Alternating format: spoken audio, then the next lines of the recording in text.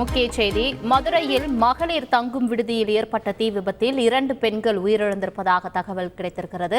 தீ விபத்து காரணமாக கரும்புகை உருவானதால் விடுதியில் இருந்த பெண்களுக்கு மூச்சு திணறல் ஏற்பட்டு உயிரிழந்திருப்பதாக அண்மை தகவல் கிடைத்திருக்கிறது. இது தொடர்பான மேலும் விவரங்களை தருவதற்காக செய்தியாளர் ஜெகநாதன் இணைப்பில் இருக்கிறார். ஜெகநாதன், வணக்கம். இது தொடர்பான மேலும் விவரங்கள் என்ன? இந்த விபத்து எப்படி ஏற்பட்டது?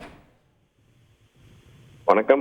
மதுரை பெரியார் பேருந்து நிலையம் அருகே உள்ள இந்த கட்ராபாளையம் என்ற தெருவில் செயல்பட்டு வரும் தனியார் பெண்கள் விடுதியில் இன்று அதிகாலை 4 மணி அளவில் பார்த்தீர்களானால் குளிர்சாதன பெட்டியில் திடீரென வெடிக்க தொடங்கி இருக்கிறது.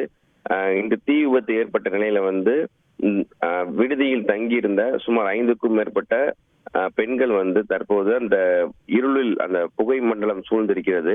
ஃப்ரிட்ஜ் வெடித்து அந்த நிலையில அந்த 5 பேருமே உள்ளே இருந்து மீட்கப்பட்டு அரசு ராஜாஜி மருத்துவமனையில சிகிச்சைக்காக அனுமதிக்கப்பட்டிருந்தாங்க. இந்த நிலையில பாத்தீங்கன்னா தற்போது 2 பெண்கள் உயிரிழப்பதாக கூறப்படுகிறது. ஒரு அரசு பள்ளியினுடைய ஆசிரியர் உட்பட 2 பேர் என்று கூறுகிறார்கள்.